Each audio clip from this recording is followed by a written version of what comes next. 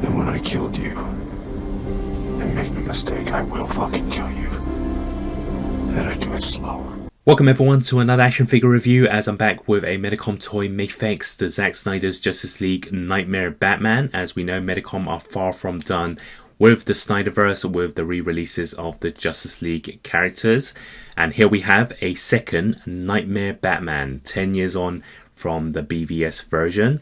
So having previously saw the Knightmare Joker and the Knightmare Superman on its way, I'm really excited to add this into my collection. In terms of the packaging, it's the same design as the previous ones. We have the Justice League grey colours. Here's a shot at the side of the box with the sticker. On the other side, another really cool shot of Batman with the goggles on. And here's a look at the back. And even though this is meant to be a 2.0, I believe some of the accessories and the looks is slightly different to the previous one. So we're going to see if this is going to be a better figure. So inside, of course, we have the hand accessories separate from the actual packaging. We have the manual to certify a genuine product for Medicom toy, the usual stand that includes in all the figures. And here is the Batman figure with the accessories inside its packaging. Before we take a look at the figure itself, this is all the accessories included. Just a quick note, if you're looking to compare it with the BVS edition, this will not have the Kryptonite Spear or the Batcowl, since those accessories are more intended for Batman v Superman. So this is what we get out of the packaging. So here it is, the first look of the Knightmare Batman taken out of its packaging. So first impressions, it is an improvement to the previous one from Batman v Superman. As expected, it is a 2.0, it is one that's made 10 years later, and at the time when Medicom toy have done so much figures since then, you do bound to find improvements. And I would say that this is a lot more beefier and muscular than the previous one, which is a good thing. So it's more screen accurate, and it really screams the Affleck version of Batman. So first look, you can see that his jacket does look like it fits a lot better on this Batman. So proportionately, it's a very good figure. And you can see with all the details of this Knightmare version, I really like the paint colors, the armor, especially around his arm guards, the boots and the holster. You can see it has the dust detail, so from the desert.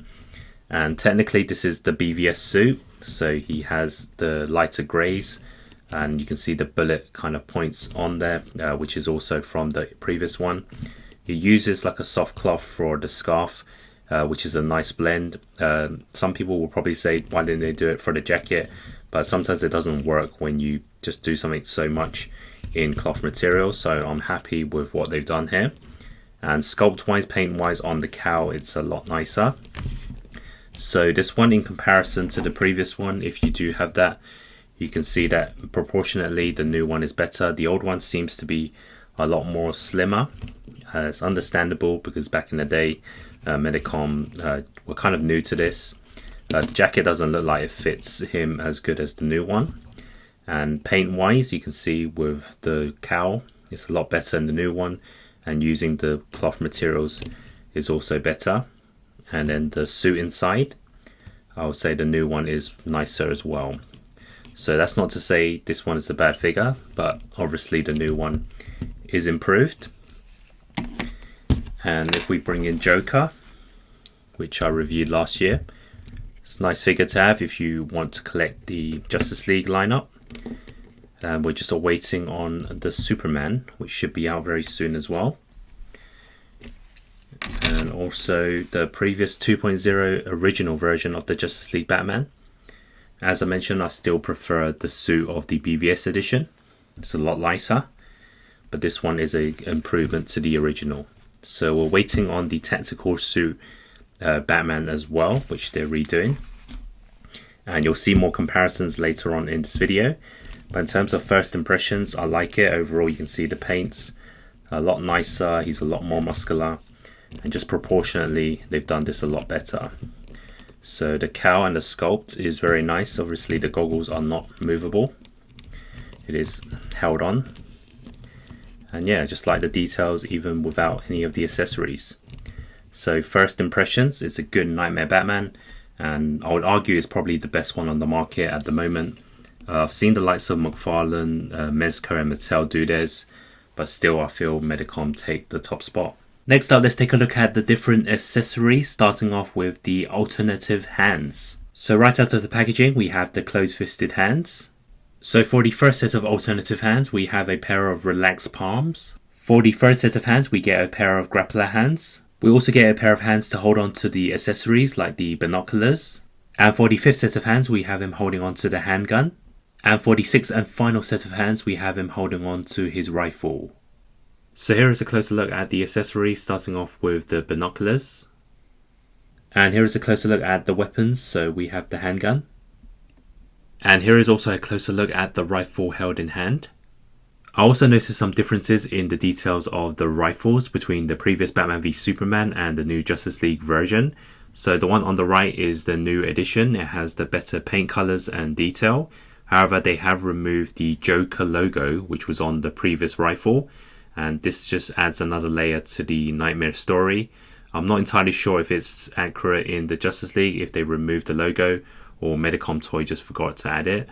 But either way, there is a difference. And next up, we can take a look at the alternative head sculpt. So they have included 4 heads in total. So the one right out of the packaging, which you're seeing now, is the standard look.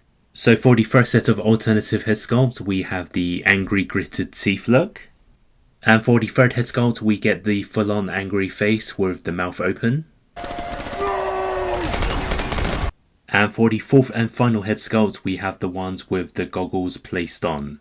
And for the final piece of accessory, they have included an extra piece of the cloth scarf. So I believe this is the standard one, and the other one is actually to use to cover up his mouth, which we see in some of the scenes. So the standard one is slightly folded, so you can't really create that effect. So you do need to switch it out with the other one. So here is the alternative scarf placed on, and this one covers up the mouth very nicely. And next up, let's take a look at the articulation, so the movement of the figure, starting off with the head sculpt. So you can tilt it left and right, no problems. 360 spin if you want, and then side to side. It moves along with the neck, downwards motion, and upwards this much. And then for the arms, you can see these extra shoulder pads, but we can move the arms side to side, no problems. And then forwards, upwards, and backwards. And it kind of goes round and round if you want, so it has a full rotation on the arms. Let's see how far back these arms go. This much, which is fine. And inwards quite a lot due to the rubber material of the jacket. So that's good. And then we have the elbow bend expected, along with the hands rotation and hinge. And then for the body, so this has a rubber material on the jacket, but you can see the movement is still there for the body, round and round, all the way around if you want. Side to side, forwards crunch, backwards not so much due to the jacket of course. And it's the same with the waist, there's good motion on the waist rotation. And side to side, and then forwards crunch slightly, backwards. And I noticed there's a double belt which has movement. So it's not really attached to any of the body, so it's a separate piece. And then for the legs, you're not going to get much movement backwards because of the jacket, but you can kick them forwards. And rotation on the leg, and then side to side, of course it stretches and it pulls downwards, upwards. There's a knee bend, and there's a rotation on the boots, or at least the shoe part, and also a toe hinge, a slight one, and upwards, downwards, and sidewards motion. And now it's time for the size comparison, starting off with the Mafex Knightmare Batman from Batman v Superman, as well as the ZACK SNYDER'S Justice League Batman. And here it is standing next to a Mafex Superman, as well as Joker, as well as standing next to the Mafex Cyborg and the Flash. And here it is standing next to some SE figure arts with a Wonder Woman and Harlequin, as well as standing next to some other SE figure arts with a Son Goku and Cyclops. Here it is also standing next to some Marvel Legends with a Captain America and the Wolverine. And here it is next to some Street Fighter Jada toys with a Ken and Guile. So now for my overall thoughts on the Knightmare Batman by Medicom Toy Mafex. This is definitely a nice addition to the Justice League lineup since it's been around 10 years since the original. So you're bound to have something new and fresh in this release. In terms of the build and sculpt, it's definitely an improvement to the BVS edition. Especially if you don't have the old one, this will be much needed in the collection to go with the Knightmare Joker and upcoming Superman. I like the proportions with the jacket, the cloth neck warmer is a nice touch, and we get all the basics like the hands, the heads, and weapons. The only thing is you won't get the Kryptonite Spear, the cow, or the Omar's head sculpt this time, and I know that's more related to BVS, but that's something to take note of if you're comparing. And for what it is, it's everything I expected, I guess, for a new release. Maybe they could have added some extra accessories. I feel Medicom have lacked that lately. Maybe throw in some batarangs. I know technically not really related to the Knightmare Batman, but it's something in the past they would have done. So in the end, I'm going to give this a 7 out of 10. It's not bad, but it's nothing out of the ordinary. Maybe it's taken a bit too long for the release now, but there's still a lot of collectors wanting these characters. Comment below what your thoughts are on this Knightmare Batman, and of course stay tuned for more. Thanks for watching.